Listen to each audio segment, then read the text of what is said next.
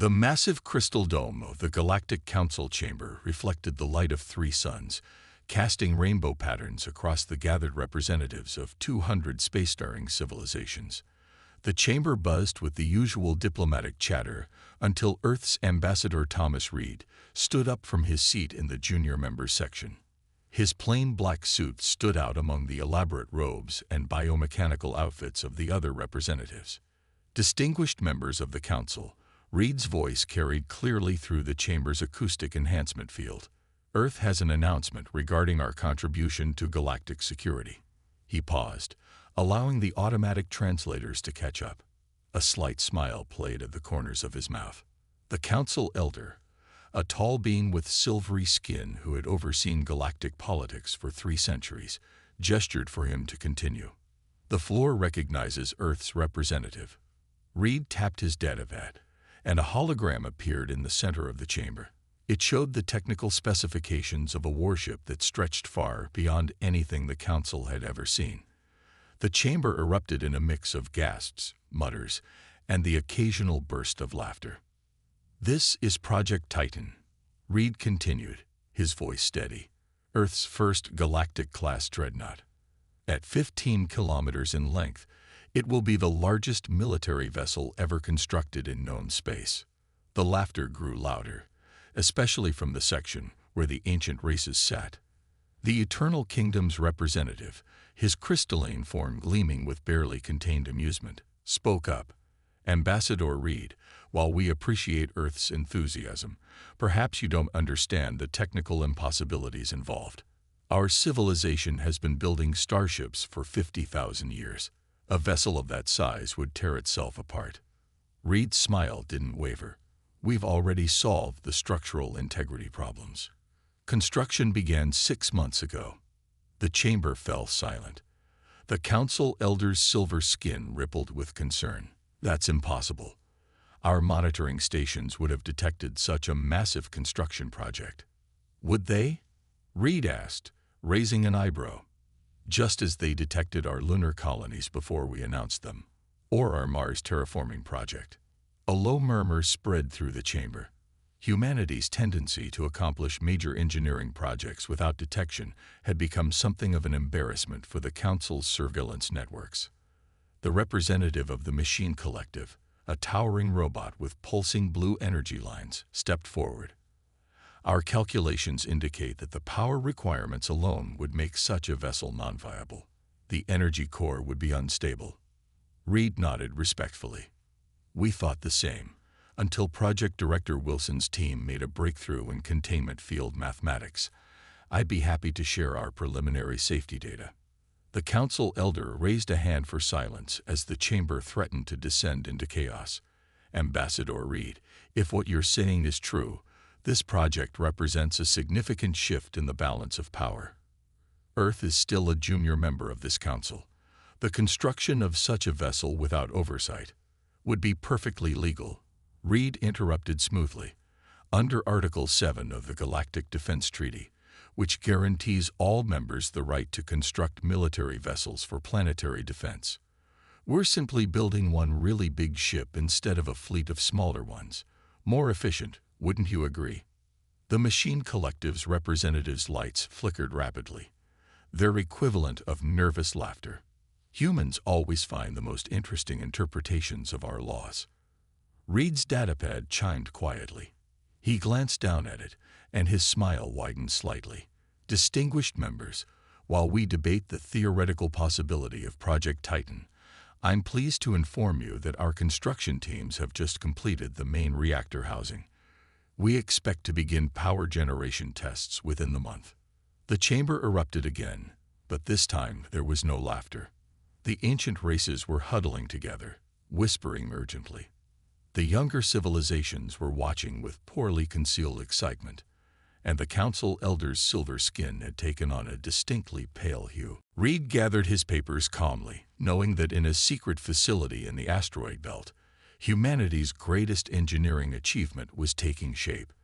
The impossible was becoming possible, not through the accumulated knowledge of millennia, but through humanity's unique talent for thinking around problems instead of through them. As he sat down, Reed could already see alliances shifting, political calculations being revised, and the balance of power beginning to change. But that was a problem for another day. Right now, he just enjoyed watching the galaxy's oldest civilizations coming to terms with the fact that humanity had once again done something they had deemed impossible. Kate Wilson floated in zero gravity, watching through the reinforced window as massive robotic arms assembled another section of the Titan's hull. The asteroid belt provided the perfect cover for their construction site. The endless field of rotating rocks masked their activities from most long-range scans. Even now, hundreds of automated mining drones were harvesting materials from nearby asteroids, feeding the ever-hungry construction base. Director Wilson, her comm unit crackled. "We've got a situation in Bay 7. She pushed off the window, expertly navigating through the temporary command center. "Talk to me, Rob. The new artificial gravity plates aren't matching the output levels we calculated. They're operating at 130% efficiency." A smile spread across Kate's face as she reached her control station. Most project directors would panic at equipment performing beyond specifications, but this was exactly the kind of surprise that had made humanity's rise in the galaxy so rapid. "Send me the data," she said, watching as numbers filled her holographic display. The gravity plates weren't malfunctioning. They were revealing an entirely new aspect of gravitational physics that the older races had missed in their rigid-by-the-book approach to science. Around her, the command center hummed with activity. Unlike the elegant, automated shipyards of other races, humanity's construction site was a beautiful mess of organized chaos. They were building the Titan in segments across 12 different asteroid bases, each piece designed to snap together like the world's largest puzzle. "Ma'am," called out another technician. "Team 4 just finished the port-side weapon housing. They're ready to begin installing the main gun assembly." Kate nodded, pulling up the relevant schematics. The weapon systems were deliberately simple. No fancy energy weapons or experimental tech. Just reliable, overwhelming force delivered through massive railguns and missile systems. The older races always overthought things, trying to create the perfect weapon. Humans knew that sometimes bigger really was better. A flashing alert caught her attention. One of their perimeter sensors had picked up an approaching ship. Kate switched to the security feed, relaxing when she saw the familiar outline of a human transport vessel. Right on schedule, the new batch of workers arriving for their 6-month rotation. She watched as the transport navigated through their asteroid field. Other races thought humans were crazy to build in such a dangerous region of space. They didn't understand that the chaos of the asteroid belt was just another example of humanity's unconventional thinking. Why build expensive stealth systems when nature provided the perfect cover? "Director," Rob's voice came through again. "We've got the gravity plate situation sorted.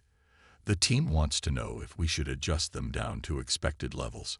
Kate thought for a moment, running calculations in her head. "No," she decided. "Recalibrate our designs to work with the higher output. If we can get more efficiency, we'll use it." She pulled up the main project timeline. They were ahead of schedule, despite what conventional wisdom said was possible.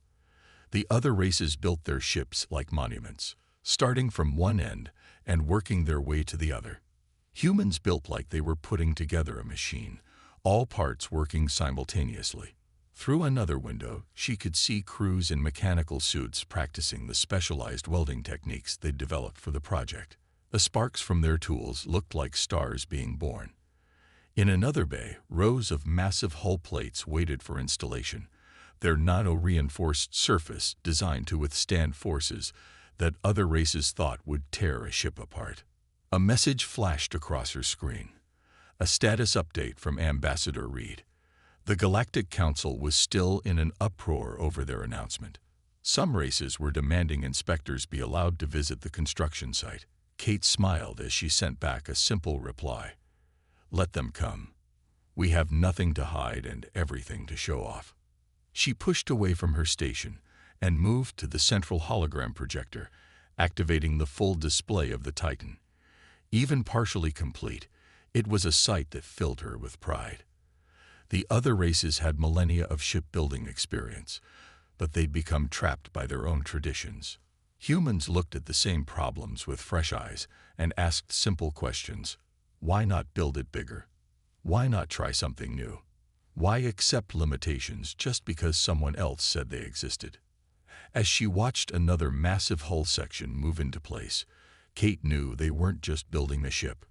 They were building proof that humanity's greatest strength was their ability to ignore the impossible and simply get the job done. Mike Roberts studied the holographic security feeds from his command post, his eyes scanning each screen for anything unusual. 3 months had passed since the Titan project went public, and this was the 4th attempted breach this week. The older races were getting desperate, and desperate enemies make mistakes. A small alert flashed in the corner of his display. Unusual energy readings from Sector 8. He zoomed in on the feed, watching as a shimmer of light betrayed the presence of a cloaked vessel trying to slip through their asteroid field. Most races thought their cloaking technology was perfect. They didn't count on humanity's habit of looking for what wasn't there rather than what was. Team 2, we've got visitors in Sector 8. Mike spoke into his comm. Standard welcome package. He watched as tiny dots of light shot out from hidden defense platforms. The dots weren't weapons. They were simply paint markers filled with radioactive isotopes. The shimmer in space suddenly moved erratically, trying to avoid the markers. But it was too late. Even if they escaped now, the paint would make them light up like a Christmas tree on every sensor in the system. Amateur hour, muttered Bill, Mike's deputy, as he monitored the intruders' retreat. Did they really think we wouldn't have countermeasures for cloaking tech? Mike shook his head. They still think we're primitive. That's our best advantage. He pulled up another screen, checking the status of their latest security innovation. Throughout the asteroid field, thousands of small drones moved in random patterns, each one carrying a different sensor package. No single drone could detect everything. But together, they formed a detection net that had caught every intruder so far. A different alarm sounded, this one from inside the construction zone. Mike's fingers flew across the holographic controls, bringing up internal cameras. In Construction Bay 3, a worker was attempting to access a restricted terminal. The worker's movements were perfect, their credentials checked out, but something was off. Run a thermal scan on Bay 3. Worker ID 47,821. Mike ordered. The scan results confirmed his suspicion. The body temperature was too perfect, too stable. We've got a synthetic infiltrator. Security Team 5, move in. Non-lethal takedown. He watched as security personnel quietly surrounded the infiltrator. The synthetic was good. It perfectly mimicked human movements and behaviors.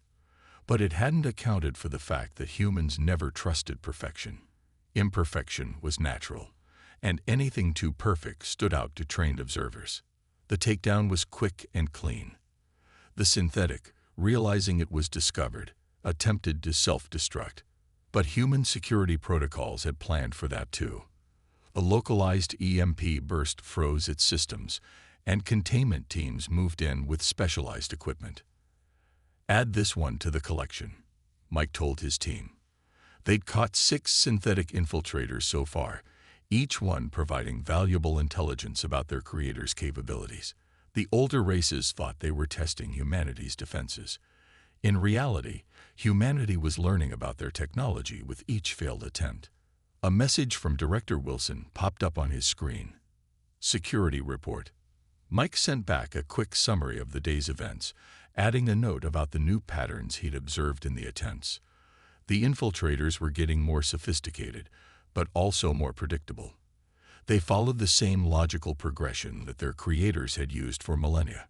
Human security, on the other hand, was deliberately unpredictable. Sir, called one of his analysts. Long-range sensors picked up 3 more ships entering the outer system. Configuration matches Eternal Kingdom design. Mike nodded, already pulling up the response protocols. Let's give them something new to think about. Activate the asteroid swarm in Sector 12. Throughout a section of the asteroid field, Hundreds of normal-looking rocks suddenly fired up hidden thrusters, creating a chaotic mess of moving debris. It was a uniquely human approach to defense. Instead of building expensive shield systems, they simply made it impossible to get close without being smashed to pieces by carefully controlled asteroids. As he watched the approaching ships slow down and eventually turn away, Mike allowed himself a small smile. The older races had forgotten something important about defense. Sometimes the best security systems weren't the most advanced, but the most unexpected. While they relied on sophisticated technology that had worked for thousands of years, humanity secured their projects with a mix of simple solutions and unpredictable tactics. Let them keep trying, Mike thought. Each failed attempt just proved that humanity's paranoia, born from millennia of their own conflicts, had prepared them well for galactic threats. The Titan would be completed, not because they could fight off every attack, but because no one could figure out all of their defenses at once. Alan Foster's hands shook as he stared at the power readings from the Titan's main reactor. The numbers weren't making sense. According to every known law of physics, according to every expert in the Galactic Council, these energy levels should be tearing the ship apart. Instead, the reactor was running at 150% of its design capacity, and the containment fields were holding steady. "Run the test sequence again," he ordered, wiping sweat from his forehead. The massive reactor chamber hummed beneath his feet, its controlled microsingularity spinning in perfect balance. Around him, banks of computers processed data faster than any human could read it. The test results came back the same. Alan leaned back in his chair, running his fingers through his graying hair. When they'd first proposed using microsingularities as power regulators, the alien engineers had called it suicide. No race had ever successfully controlled a black hole, no matter how small. But humans had done it by thinking about the problem differently. "Chief Engineer," a voice called from the monitoring station, "we're getting some unusual readings from the power distribution network." Alan moved to the station, his experienced eyes scanning the data. The excess power from the reactor was causing unexpected reactions in the distribution grid. Other races would have shut down the system immediately, written lengthy reports about the dangers, and redesigned everything from scratch. But Alan saw something different in the numbers. "Get me Director Wilson," he said, already running calculations in his head. The comm system connected instantly, projecting Kate's image into the reactor control room. "Tell me something good, Alan," she said, noticing his excited expression. "The reactor's exceeding specifications, but in a good way. The power distribution grid is adapting to the higher output automatically. It's learning." Kate's eyes widened. "That's not possible. We didn't design it to do that." "No, we didn't," Alan agreed. "But look at these patterns." He sent her the data. "The nanomaterials we used in the grid construction. They're responding to the energy flow like a living system. The more power we feed them, the more efficient they become." He watched as Kate studied the numbers, her expression changing from concern to amazement. This was why humanity had achieved so much in so little time.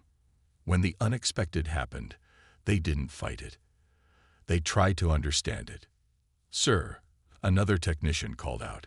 "Temperature readings in the auxiliary systems are rising."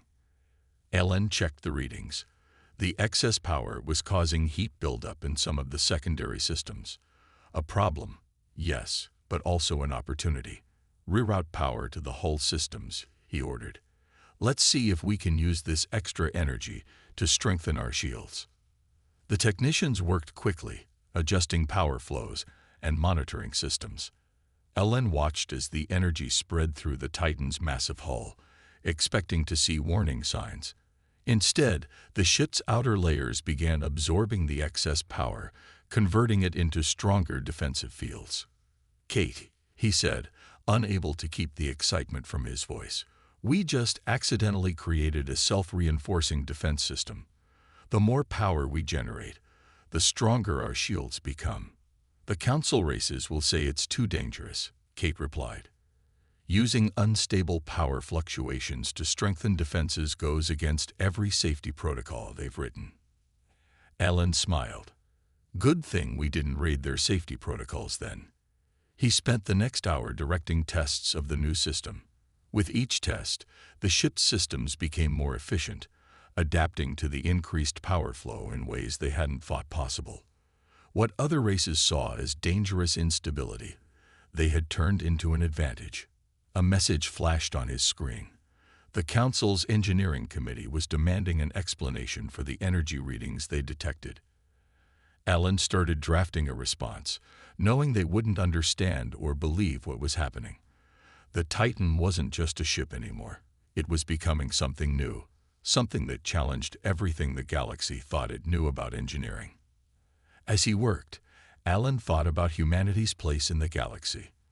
The older races had millennia of experience, vast libraries of knowledge, and unshakable certainty about what was and wasn't possible. But they had forgotten something important. True innovation didn't come from knowing all the answers. It came from being willing to ask new questions, even if those questions scared you. The Titan's reactor pulsed steadily beneath him, its controlled impossibility a testament to human ingenuity. They had built something that shouldn't work, and in making it work, they had discovered principles of physics that the older races had missed in their cautious, methodical exploration of the universe. Ambassador Reed sat quietly in his office aboard the Galactic Council station, watching the latest protest unfold in the main chamber through his video feed. The Eternal Kingdom's representatives were making quite a show of their concerns, their crystalline forms flashing with dramatic colors as they demanded immediate inspection of the Titan project. A soft chime announced the arrival of Council Member James Parker. The older man entered the office with a tired smile, his formal council robes slightly wrinkled from a long day of negotiations. "Well, Thomas," Parker said, settling into a chair, "they've drafted their fourth emergency resolution this week. This one demands we shut down the project until a full safety review can be completed." Reed nodded, pouring 2 cups of coffee. Real Earth coffee, one of humanity's most powerful diplomatic tools. "And how many votes have they secured?" "That's the interesting part," Parker replied, accepting the coffee gratefully. "The younger races are starting to push back. The Unity Alliance actually spoke in our defense today." On Reed's desk, holographic messages piled up from various alien diplomats. Some contained thinly veiled threats, others offered support in exchange for technology sharing. The political landscape of the galaxy was shifting, all because humanity had dared to build something big. "Did you see the latest technical report?" Reed asked, sliding a data pad across the desk. The reactor tests exceeded all safety parameters. Not by failing, but by performing better than expected. Parker scrolled through the report, his eyebrows rising. "They'll never believe this. The Eternal Kingdom has been using the same reactor designs for 10,000 years. They think they've reached the peak of what's possible. That's their problem," Reed said, standing to look out his window at the vast space station beyond. "They've been at the peak so long, they've forgotten how to climb higher." A priority message flashed on his screen. The Machine Collective was requesting a private meeting. Reed smiled. The artificial beings had been unusually quiet during the recent debates, watching and calculating as they always did. "The inspection teams are ready," Parker mentioned, finishing his coffee. "All the major powers want to send their experts." "Good. Let them come." Reed turned from the window. "Director Wilson says the construction sites are prepared. Every safety regulation followed, every procedure documented. We have nothing to hide." The room's comm system chimed again. This time, it was a message from one of the younger races, the Star Tribes, expressing interest in learning more about human engineering methods. It was the 3rd such request this week.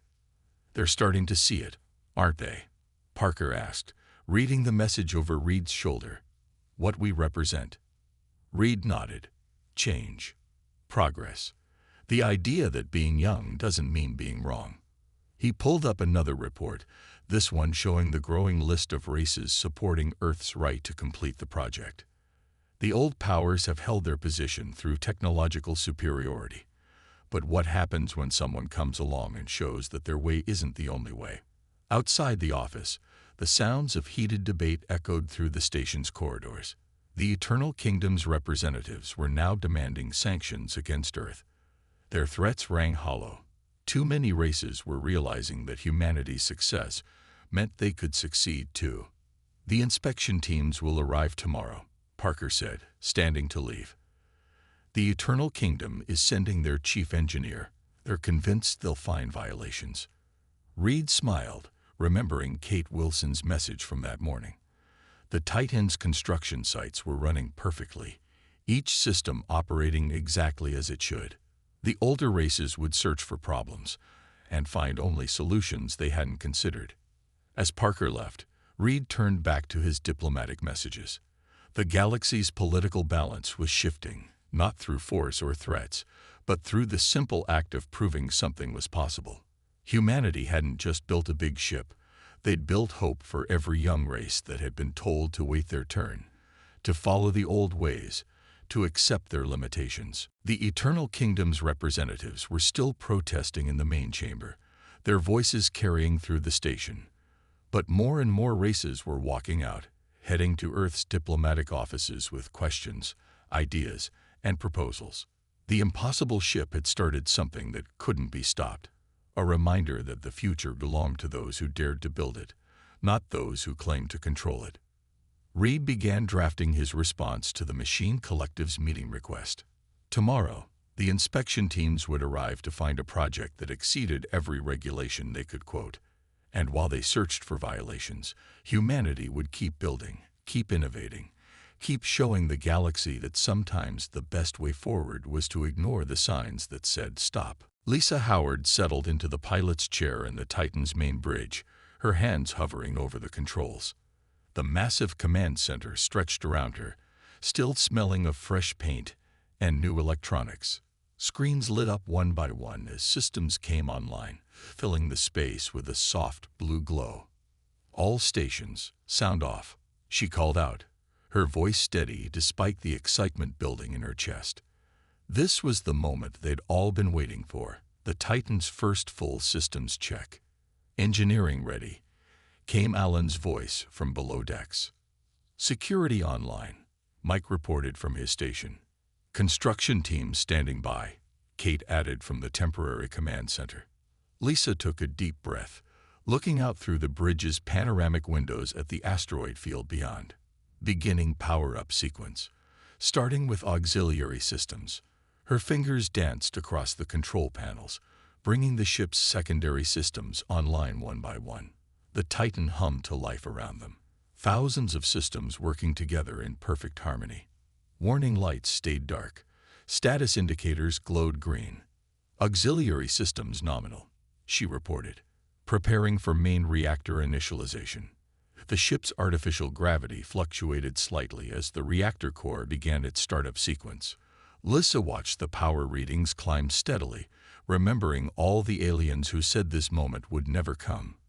The Titan wasn't just big. It was smarter, more adaptable, and more powerful than anything the galaxy had seen before. "Energy readings are climbing." Alan's voice crackled through the comm.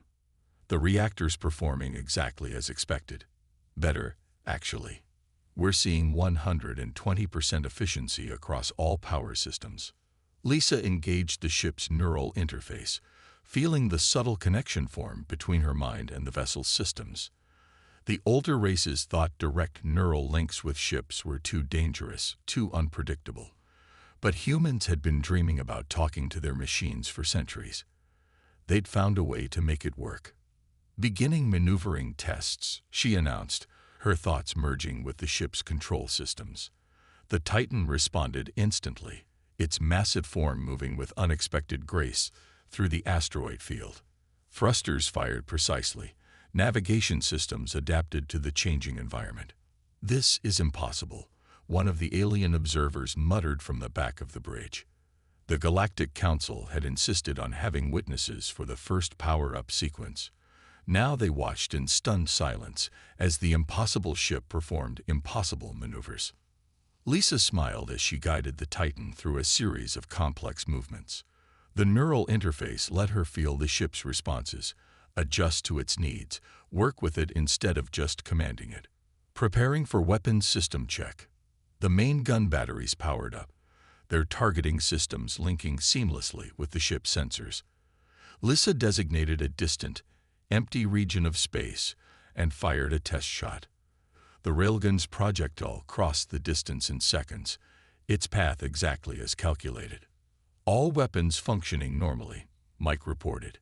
Defense systems are responding faster than projected. The adaptive shield grid is already learning from the test data. Through the neural link, Lisa could feel the Titan's systems working together, evolving and improving with each passing moment. The ship wasn't just a collection of parts, it was becoming something more, something alive. Beginning final integration tests, she announced, bringing all systems to full power. The bridge lit up as the Titan reached its full operational capacity. Energy flowed through its massive frame, powering systems that the older races had deemed impossible. The artificial gravity stabilized, the reactor hummed contentedly, and the neural interface sang with data. "Look," Kate's voice came through the comm, filled with awe. Lisa turned to the windows, watching as the Titan's power-up sequence created an artificial dawn in the asteroid field. The ship's energy emissions lit up the surrounding space, a testament to human achievement visible from millions of kilometers away. The alien observers were frantically taking notes, their devices struggling to process what they were seeing. Their races had spent millennia perfecting their technologies, refining the same designs over and over.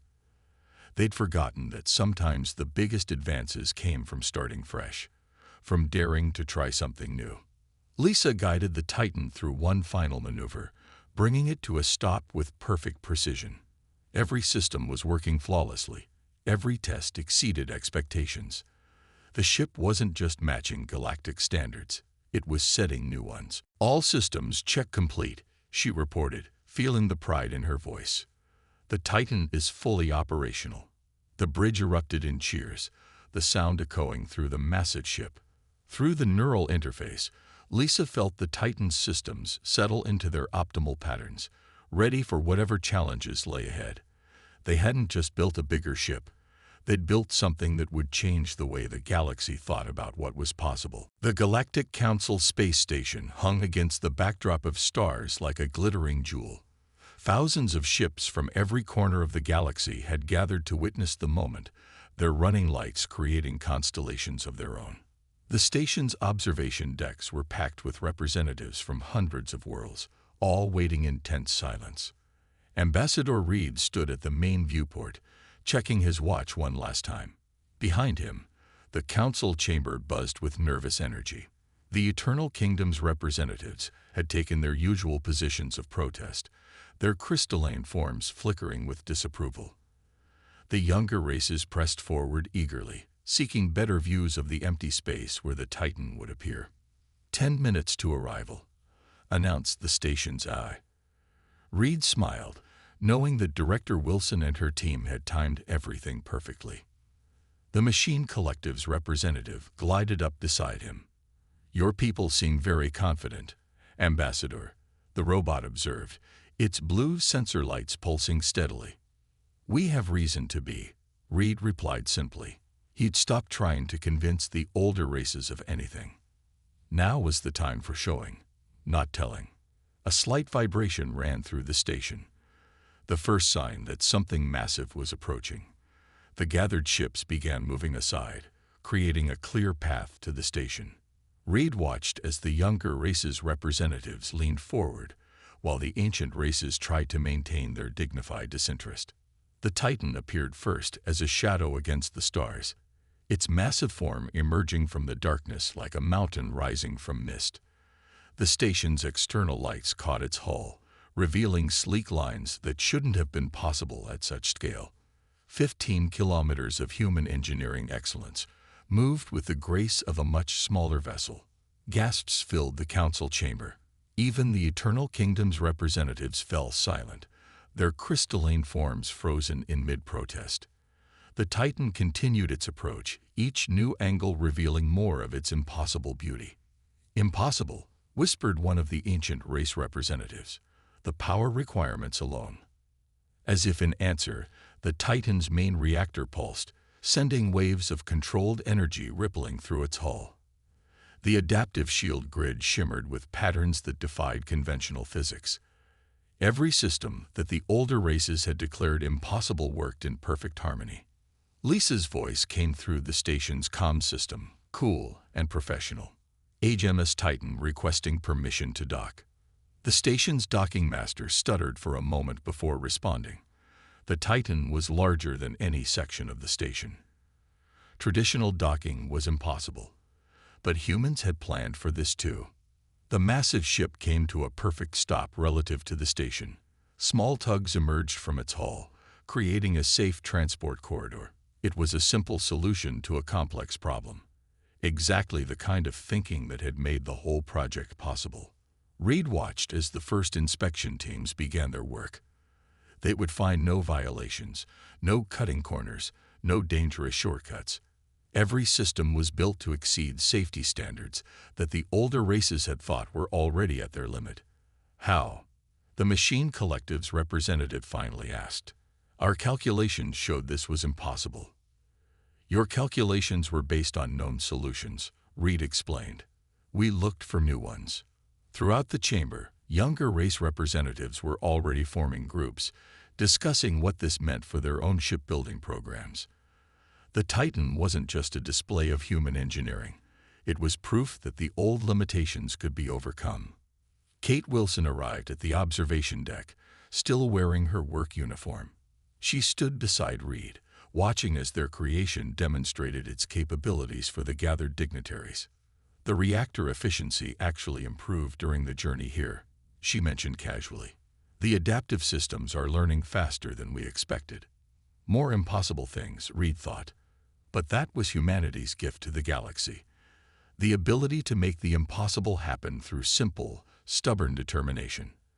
The council elder approached them, its silver skin reflecting the Titan's lights. "It seems we must revise our understanding of what is possible," the ancient being admitted.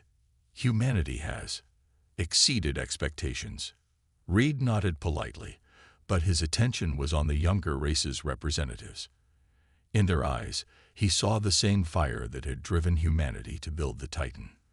The desire to reach higher, to try harder, to prove that being young didn't mean being limited. Outside, the Titan hung against the stars, a monument to human ingenuity. But more than that, it was a challenge to the galaxy's assumptions about progress. The older races had built their power on knowing all the answers. Humanity had shown there were still questions worth asking. As the inspection teams reported their findings, Reed smiled. The Titan wasn't just a triumph of engineering. It was humanity's way of telling the galaxy that the future belonged to those who dared to dream bigger than the past allowed.